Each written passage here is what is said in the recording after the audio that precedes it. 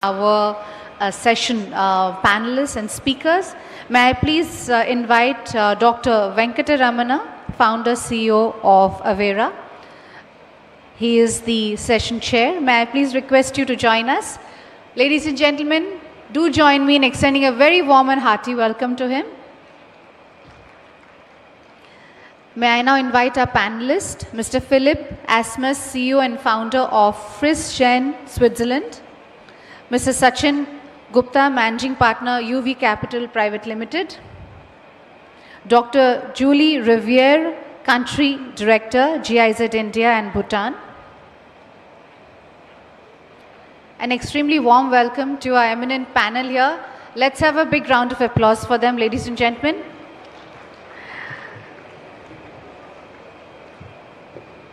Global economy is transitioning to a multipolar climate change, which poses significant risk in Indian businesses, in impacting operations, supply chains, assets, and markets. And to manage these risks, businesses must identify vulnerabilities, assess potential impacts, and integrate adaptation and mitigation strategies into their decision-making processes. Ladies and gentlemen, this session will deliberate on how, by proactively managing climate risk, Indian businesses can safeguard continuity, drive innovation, and achieve long-term value creation. With these words, I would like to now request our session chair, Dr. Venkataramana, and request him to kindly make his remarks and moderate this session. Over to you.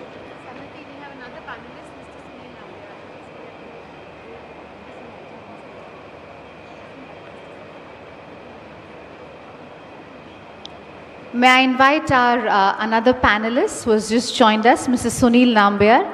Please welcome him with a big round of applause. Warm welcome to Mr. Sunil Nambiar.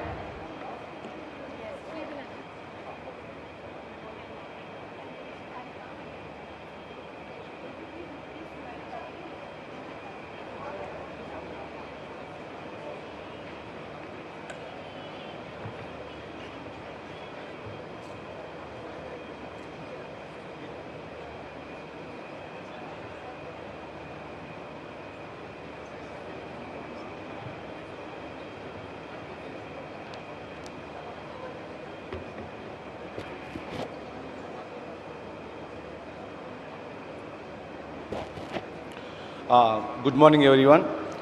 I think everyone had yesterday a hectic task of minute-to-minute meetings and meeting with a lot of B2G and B2B, right? So, welcome to day 2 of 30th CII Partnership Summit. And to start with, I'm sure that we have a wonderful panelist here today who is going to share their experiences and thoughts on the session we are going to discuss here on this stage. And ladies and gentlemen, distinguished panelists and respected delegates, good morning all. It is a privilege to welcome you all for this important session on climate risk for Indian businesses. We gather here today for this pivotal moment in history, one where the global economy is shifting towards a multipolar structure, bringing both unprecedented opportunities and complex climate challenges. The climate crisis is no longer a distant scenario, it is a present-day business imperative. India is experiencing a harsh reality of climate risk, floods, heat waves, droughts, cyclones, etc. These are all disrupting the supply chains, damaging infrastructure, and impacting workforce health. With 30% of India's GDP nature dependent, the stakes remain extremely vulnerable. Research shows that climate change could cost India over 10% of national income by 2100 and push 50 million people back into poverty if left unaddressed. But the risk comes with some opportunity, right? Today's session is designed to explore how Indian businesses can not only mitigate this risk, but also leverage them as driver of innovation, competitiveness, and long-term value creation. We look at practical strategies to integrate climate risk into enterprise operations and investment decisions. These collaborative pathways between government, private sector, finance and academia, all aligned with the state climate strategies, including Andhra Pradesh forward-looking resilience framework. As we know, every dollar invested in climate adoption is known to yield 4 times the return through reduced losses, improved productivity, and new green market opportunities. The cost of inaction is steep, but the rewards of proactive leadership are transformative. So with this, I'm going to start the session with our esteemed panelists here today. And I'm delighted to introduce, I'll just go there and start my introduction to the panelists. Thank you so much.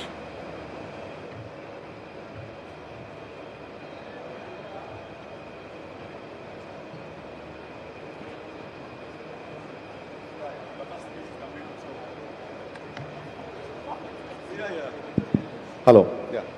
So we have wonderful panelists from global to national leaders who bring deep experience in climate resilience, sustainable finance, renewable energy, and industrial transformation.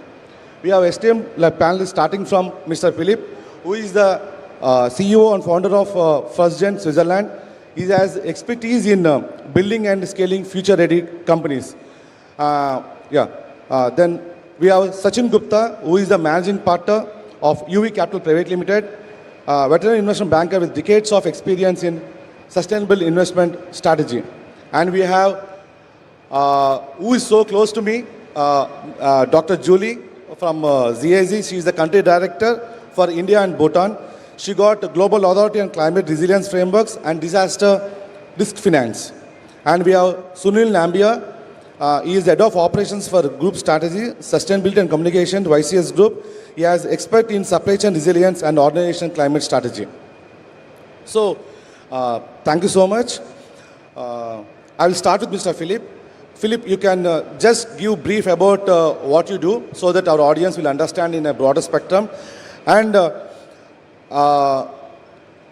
thanks to all of you that your work, your experience is so close to the session, what we are going to discuss here. And I want everyone to share your personal experiences, how we can address this climate risk, especially from Andhra to India for the global cause. Yeah, Mr. Philip, please. Thank you. Yeah, thank you. Very good morning. It's an honor to be here. And a lot of people seem to get up early as well. So little to my background, and in the end, it's all about people, business, everybody can do what I always say. I come from several MBAs, so in banking, finance, economy, sustainable development. My early 20s was and I try to recall a lot here now, in a lecturer for risk management for banks and banking authorities in Central Europe. My mid-20s, I then invested my first millions into startups, SMEs, so I'm a very practical person. The theory side is not so my thing, also fits in. I was then an entrepreneur. I saw every up, every down, was twice a billionaire, twice nothing to eat. So I know every hassle, how to create companies. So what we do is basically the essence of my life learnings is a new model, how to create companies. So an alternative to venture capital itself. So we basically are aiming to fully automate a company creation out of intellectual property, innovation. When the innovator does not become an entrepreneur, because the probability of success are quite low, right? 3 to 4% of innovation get funding. Of that, 90 to 99% fail, not the greatest quota, and we build an alternative that we can create up to 100,000 companies. Of course, also directly related to climate change, because you need innovation to be deployed faster in the markets, global markets. It has to be cheaper, that more people can access it. From the risk side, the cool thing, and just one sentence to the topic or two, is these risks were basically also existent a couple of years ago. And if you identified the risk, right, you can manage them. And the extreme risk you usually just insure. So if you're, depends what kind of risks, depends who you are, right? If you're a startup, you have different risks than if you're an SME, and then you're a large global corporate company. So if I take a small and medium-sized enterprise, so if you produce and distribute locally, it's easier, right? So you have reduced risk. But if you're globally, you have to basically make sure you have the least dependencies to suppliers as possible, to international suppliers. Cut it down, and if there is a risk left, you just insure it. So I'm a friend of keep it simple, right? So that always keep enough cash if possible, have multiple distributors, don't stand on one leg, you will fall to left or right. But these problems have been there since decades, right? And they are manageable, but you have to actively do it. And very few SMEs, they start too late, in my opinion, to manage their risk, right? And they should start earlier when they're not that big as already, because like a shock, right? The fat tails in the regular distribution curve, they actually hit. I experienced it twice myself, and it can kill your life, can kill your company, can kill dreams. So make sure you ensure the fat tails, the low probability, high impact risks, and that's how I would see that. Hope that makes sense. Thank you so much, Philip. And now I request Dr. Julie just to give a brief about you, and I want you to present your thoughts on how to work on this climate risk. Yeah. It's working. Yes.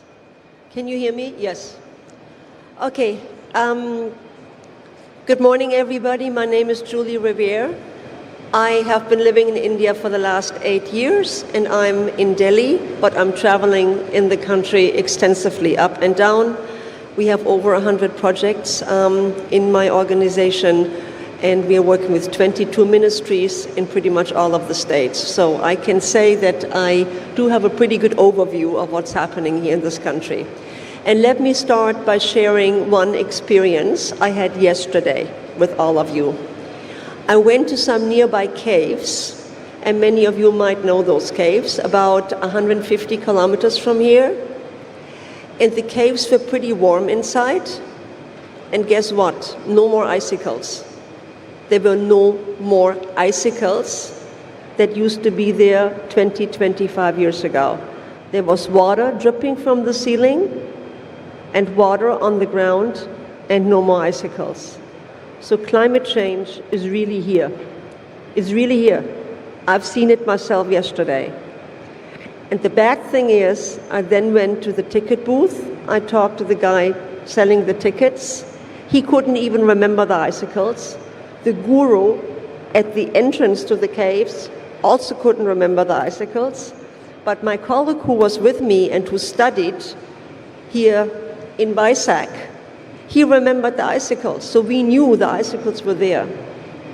But it's not only the icicles, it's also the glaciers that are melting, the Yamuna, Ganga, many other rivers that market in India, and also have a private credit fund of our own, where ESG again is a strong theme.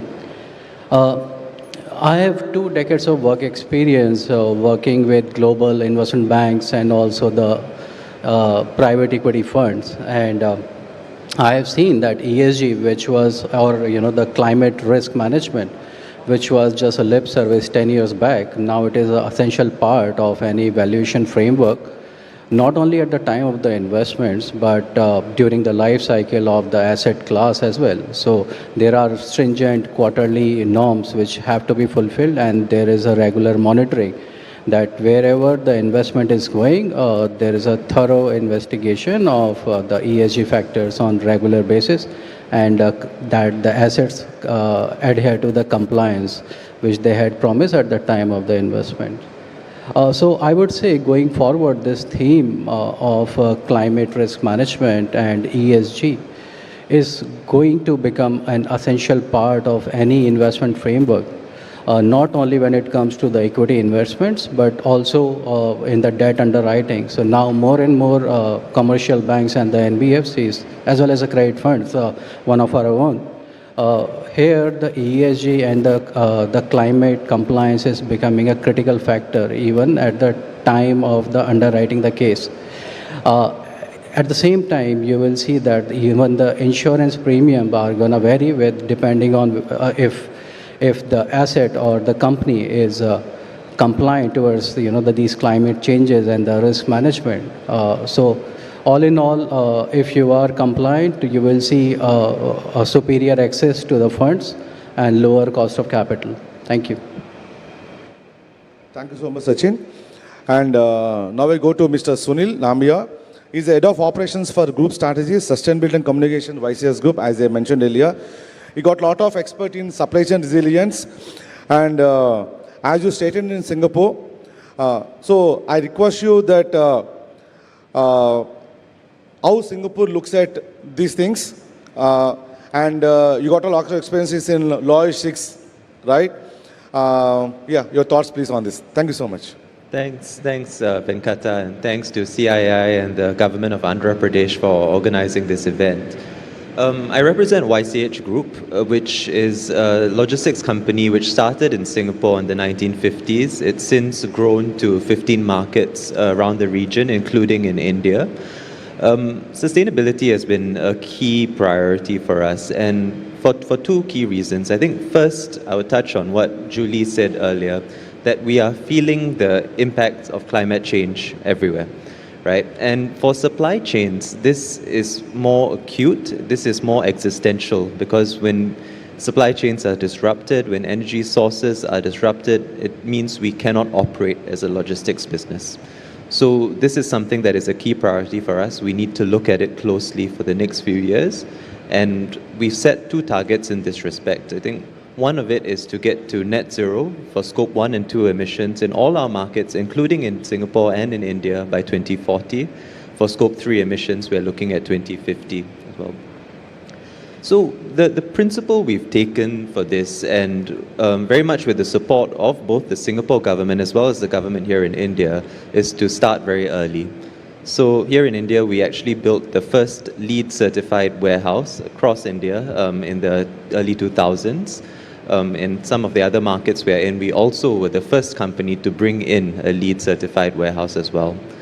So the buildings that we operate in become the key part and the most foundational aspect in terms of how we move towards sustainability.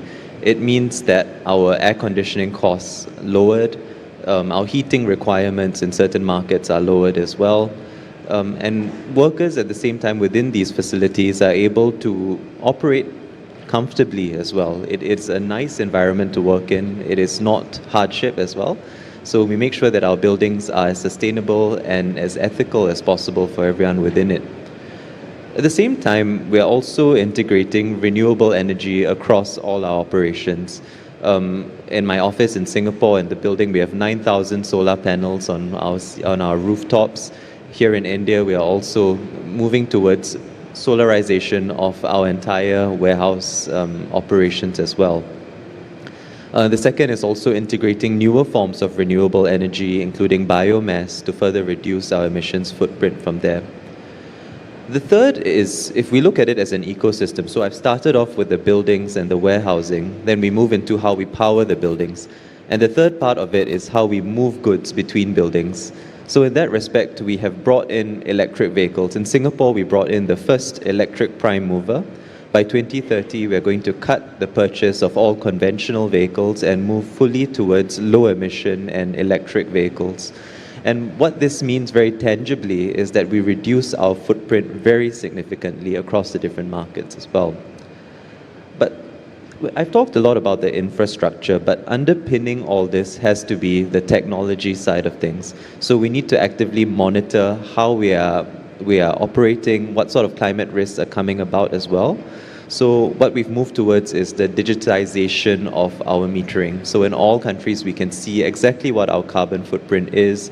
If we are producing too many emissions as well, we are able to look at it and then step in very closely. Although we are a private company and we have no obligation to produce a sustainability report, next week we'll be launching our inaugural sustainability report, purely on our own volition, because we see this as the right thing to do in terms of transparency, in terms of being open about our emissions. So it is an ecosystem, it is an entire architecture in terms of how we feel we should develop sustainability and how we should move forward with it. But we have been blessed by tremendous support, both from Singapore government as well as the government here in India, in terms of taking this forward as well. Thank you so much, Sunil, for your sustainable practices, even though it's a private company. Thank you so much. Now, I want to come to Dr. Julie. As you highlighted about farmers, right? So, to get into deeper of the farmers' climate risk faced by them, as you know that CII is one industry body which works so closely on policy advocacy for the government of India and for the government of respective states. So, I want your thought process and any kind of some suggestion or recommendation through CII which can go to government of Andhra Pradesh and then government of India. Anything, because see, end of the day, like, you know, the cyclones, right? It's one of the common factor now. If you see, even our travel got disrupted randomly. That's a very small part. It's a niche. But come to case of farmers, they are the one we are here today. So I want to add on some more thoughts so that definitely we can make some record and we can make a policy advocacy through the respective governments. Thank you. Okay, I'm going to give it a good try. And it's not only insurance, because insurance is there when it already has happened. Yeah? Let me try and spell out some possibilities, some things that need to be done before it even happens. So there are mitigation and adaptation strategies that really need to be in place. And we all know about that. So what does it mean?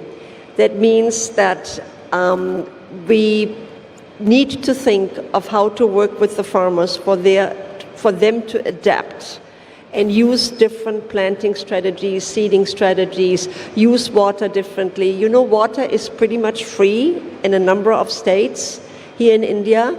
So what the farmers oftentimes do, they just leave the tap on, that they don't have to go to the fields. And what it does is, you have water all over the field, the nutrients are all coming out, the field is totally flooded, and the crop is going to suffer. So, it is important to impress on the farmers that that is not the right thing.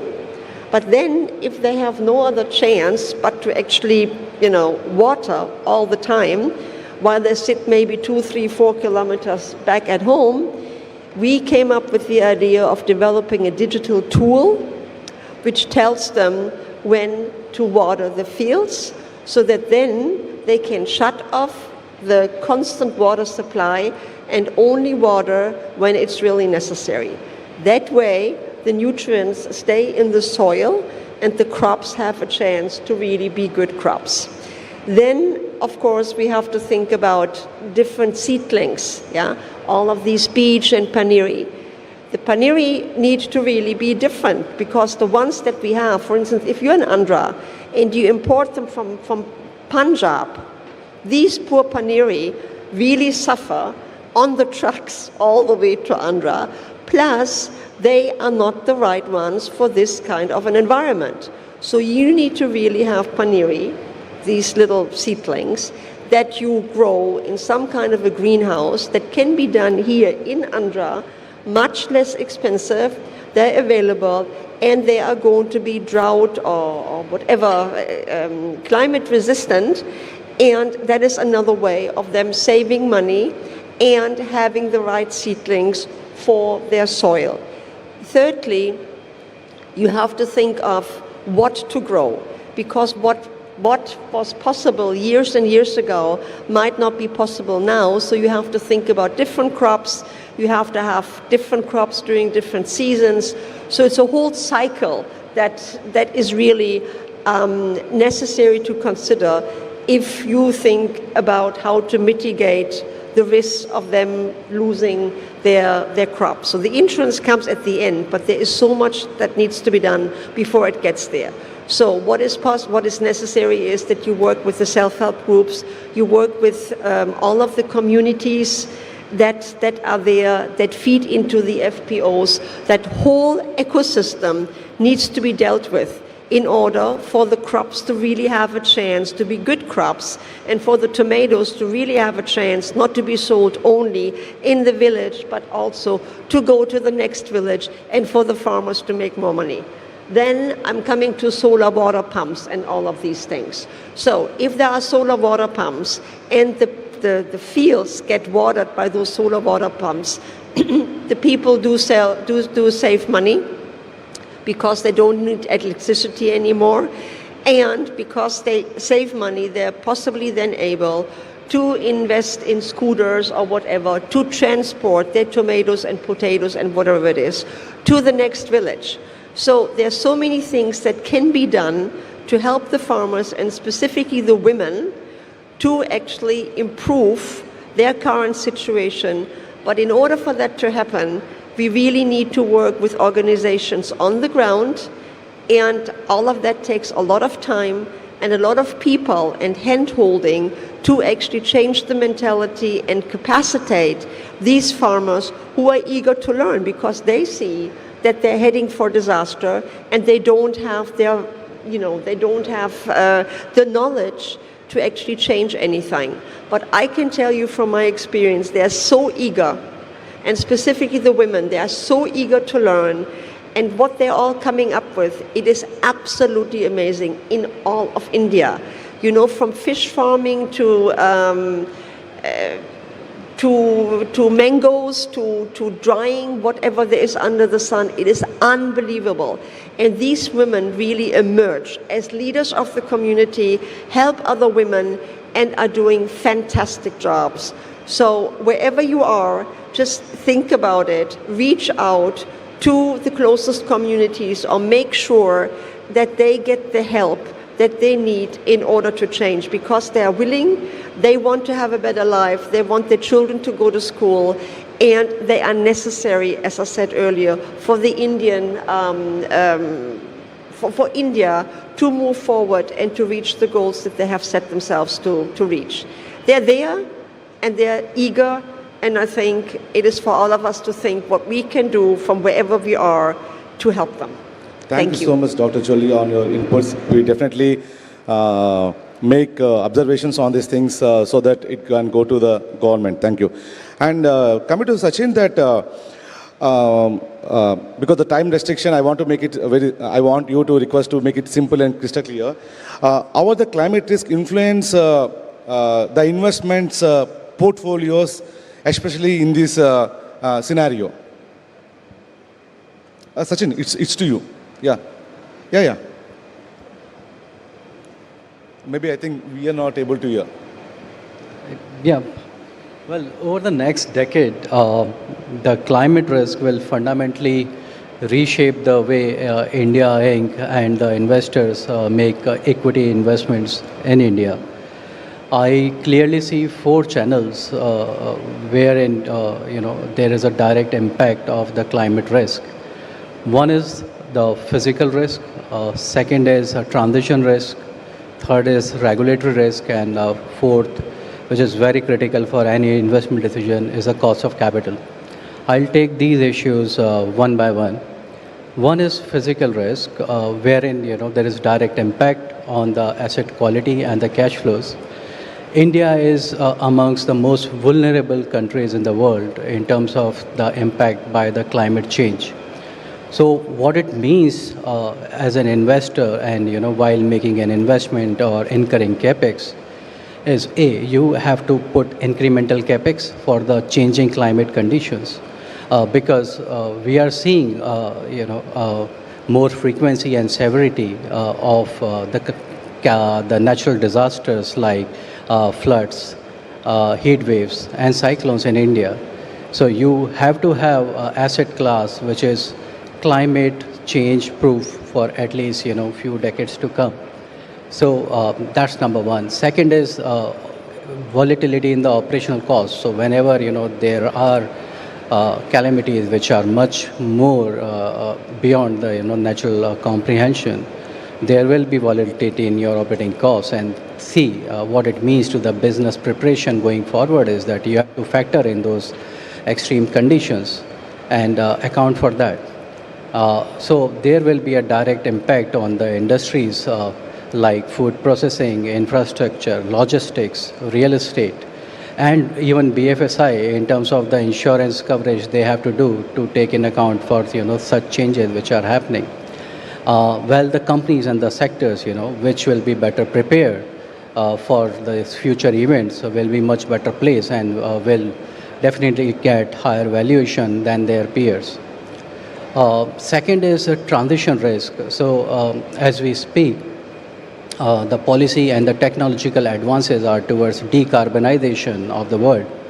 For example, there is a global supply chain pressure from the European Union's CBAM regime, wherein the heavy industries, and which are the major cause for pollution, like the steel, the metals, the chemicals, they have to undergo transition and become greener in their operations. What it means to them is loss in the margin and regulatory pressure going forward. The brown assets, for example, the thermal power plants, we are already seeing they are being penalized, for being in the wrong place. And there is a valuation discount which the market is putting to them. At the same time, you would have seen that no institutional investor is touching or putting more investments into the the asset class which is polluting. So this means going forward that there will be a pressure on this particular sector, and any investor who is looking to invest going forward into the future, he will think whether this asset or asset class it adheres to the global norm of keeping the climate change temperature within 1.5 degrees Celsius, which is the global target. Third risk, which I feel is the regulatory risk. For example, SEBI has already put in norms, ESG norms for the top 1,000 listed companies in India. Earlier, this norm was voluntary. Now it has been made mandatory. And going forward, there will be more pressure and compliance requirements from the government body side, including SEBI. For the bigger companies, it's even more stringent because they are integrated globally. And so while they have to adhere to the domestic norms, they also adhere to the global norms of the West. Sachin, with the time restriction we have, because we have something to do, okay. So I want to finish it off here. Okay, so I'll just summarize So in terms of regulatory risk, so the companies, which are adhering to those plans and, preparing in advance, they will definitely trade at a higher multiple. And fourth, which is the most critical, for my discussion point, is the cost of capital. Very close to my heart, being an investor myself, I know that if you are climate change and ESG compliant, you can get longer debt at a lower cost. You attract superior equity capital, which again comes at a lower cost, and you get lower insurance premium. So all in all, it means that your cost of capital is going down, and the market will provide premium to the valuation. So ESG and climate change risk matrices, they are not just a lip service or ESG norms anymore. They are going to change the way we are going to invest, and they are the valuation drivers. Thank you. Thank you so much, Sachin. And may I now invite CII, where they are prepared to release two important reports. One is on resilience framework of Eluru and West Godavari districts. And the second one is on building climate resilience for Indian industry.